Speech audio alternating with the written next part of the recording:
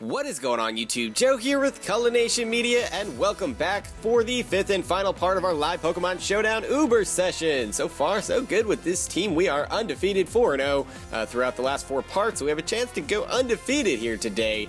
And I'm just hoping that Golduck does something. That's what I'm really hoping. Above all else, I'd rather lose the match and watch Golduck OHKO Groudon, to be completely honest. But anyway, as we're getting started today, just a friendly reminder in case you guys would like to show your support, feel free to do so by clicking that like button right below this video. That really does help out a lot when you guys do that, and so do all your comments and suggestions.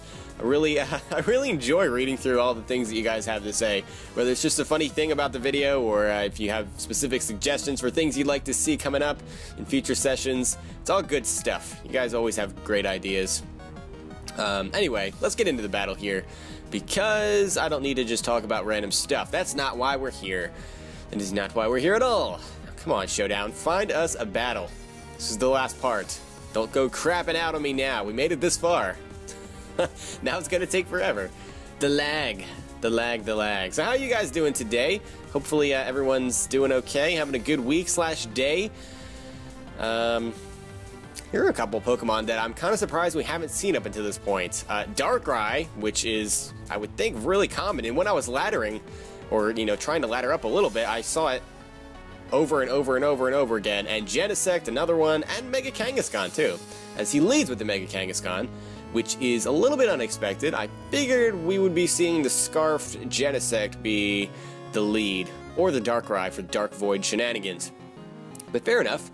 We do outspeed this thing, though. So we can just Ice Beam it, I guess.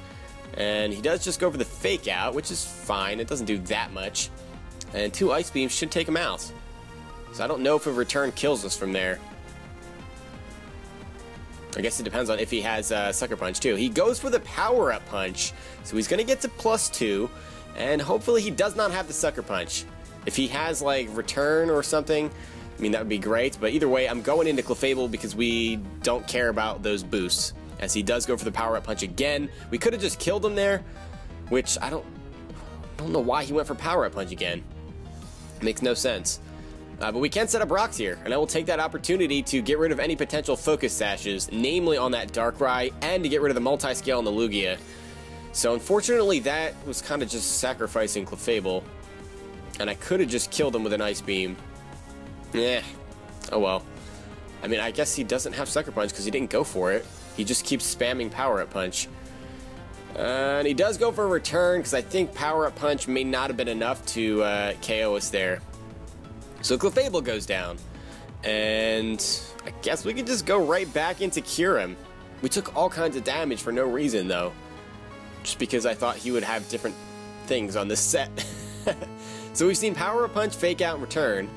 Maybe he has Earthquake as his other move of choice for Steel types, Electric types, I don't know. I mean, Sucker Punch would make sense, I guess, but we can just go for an Ice Beam, I guess. I don't want to go for a Draco just because Xerneas switching in, it could be a problem. I don't want him getting a free switch in, as he does just go into the Genesect, which gets +1 in attack, which kind of stinks. And I think I want to save this. So I'm thinking I want to go into Lugia here. As he goes for the Shadow Claw, I'm assuming predicting that. That had to be a prediction. I don't know why you'd be running Shadow Claw on this to begin with. That kind of does a lot of damage, too. I wonder if that's Banded. Banded Genesect, okay. Okay, well, we have it paralyzed, which is great. So now we can just Aeroblast you, I guess. Because you're locked in, you're not going for Extreme Speed or anything. So that we get a critical hit, does 62% as he goes for Shadow Claw again. And now we can Roost. I don't agree with the way you're playing this Genesect. You're just letting me kill it, basically. So, yeah, it's fully paralyzed and unable to move that turn, so we can go for an Aeroblast. Another critical hit! I know it's a high critical hit ratio move, but still. Lucky. It's like all or nothing with Aeroblast. It's like we hit and get crits, or we just miss a bunch of times in a row. So Darkrai is here, and he's going to put something to sleep. And I don't know what I want that to be. I don't necessarily want to just sacrifice Lugia here, because we might need to Whirlwind Xerneas later on. or we might need to Whirlwind the Arceus later on too. So I don't think that sacrificing this thing at this point makes a lot of sense. Looking at the team, I mean, Zekrom seems really useful. We might want to switch in Lucario, predicting like a Dark Pulse, but he's going to Dark Void, I know it. So the most useless thing on this team, sadly, is Golduck. So I will switch it in and let Trump just die, as we get some damage from the Bad Dreams or whatever Darkrai's ability is. And can we wake up and get a Focus Blast off? Can we? As he goes for the Nasty Plot to get up to +4, we wake up and we hit the Focus Blast, and Darkrai's dead. Darkrai's dead. Trump did a thing. Finally, Trump gets a KO. He O-coded something, and it's not even a Groudon. That was just beautiful. That was the most beautiful thing ever. Wow. Okay, do I want to stay in and scald you? I kind of do. Wow, wow, wow, wow, wow, wow, wow. Oh, he has Shadow Force. What is that? Shadow Force? I've been seeing this on a lot of Arceus. I don't understand why. I guess, yeah, oh, he gets a critical hit. I don't know if that mattered or not. Golduck's pretty frail. That stinks. But he O-coded a Darkrai, and that was just amazing. That was just incredible. Okay, we need to calm down a little bit. Arceus Ground, that's not something that I see very often. I mean, we can just switch in Kyurem and go for the Ice Beam. That might be our best option. So I don't know what he would want to switch in. Xerneas, I guess? I mean, with Stealth Rock's pretty sure Ice Beam's a 2-hit KO on Lugia. And he goes for the Extreme Speed, and we survive with 1%. And Ice Beam doesn't even kill this thing. What? This is so weird. This whole battle is weird. It is just incredibly weird.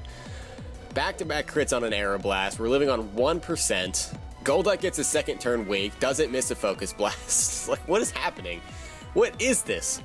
So we'll go into Lucario to take that Extreme Speed, because he's obviously a more defensive build, I would think. And we can just go for a Bullet Punch to take him out. I don't think he's going to switch, because then this thing would just be Death Fodder. And Lugia, I think Lugia might actually get Defog, but I don't think it's compatible with Multi-Scale, so nobody runs it. So out comes the Xerneas, which is the logical thing. And I kind of want to sub predicting a Geomancy. I feel like that's the best thing to do. Switching out doesn't make a whole lot of sense. I mean, I guess we could switch into Lugia and Whirlwind, but this thing is just scary. I don't want to get swept. Maybe I should. Maybe I should switch out and try to phase this thing. That's what I'm going to do. I'm going to go into Lugia. And he goes for the HP. We're immune to it, so it has to be ground. So that could not have gone any better. And now he goes for the Geomancy. And I will fire off a T-Wave to essentially neuter this thing. No speed boost for you. And now I'll Whirlwind you to get rid of those boosts, as he doesn't get a special attack drop, surprisingly. Out comes the Lugia, which is carrying the lefties, so he gets a little bit of that back. Kind of want to T-Wave you. We might exchange T-Waves? No, he goes for the Toxic. Okay. Toxic it is. I mean, Toxic would be a little bit more useful on a opposing Lugia, but it's fine. We can see how much Aeroblast does, but I feel like that's not going to do anything at all. And yeah, this is 14%. And he's fully paralyzed, and we're going to take more Toxic damage. That was just a waste of a turn completely. I think we're better off just Whirlwinding here as he roosts to get back up to the Multi-Scale. And out comes the paralyzed Xerneas again. So we don't have to worry about this thing setting up, which is great, as he just goes for Moonblast. And yeah, we basically just need Lugia to die here. So we should die to the Toxic. Yep, there we go. Goodbye, Seabird. And we can go into Zekrom and just fire off Bolt Strikes, and that should finish off the game, I would think. I don't want to risk losing Lucario when Bullet Punch can take out that Xerneas if we miss a bunch of Bolt Strikes, and boom! Down goes the Lugia. You're no match for the Choice Banded power of Zekrom. And all he has left is Xerneas, and we should be in the clear here, as long as we don't miss, and we do not, and that just takes out the Xerneas. So that's going to be a good game, and that's going to be 5 victories for us. Everything that I wanted to happen happened. We didn't even lose a match. Golduck finally comes in at the end and picks up an Oko and a Darkrai, which was just absolutely hilarious. Not the same as a Groudon, because, you know, Darkrai is kind of frail to begin with, but still, a Darkrai. That just makes me so happy. Anyway, I hope you guys enjoyed this session. If you did, please make sure you're leaving a like rating or a comment. If you guys have any suggestions for tiers you'd like to see me play next, or Pokemon you'd like to see me use, or whatever. And yeah, we'll see you all next time. But until then, game on.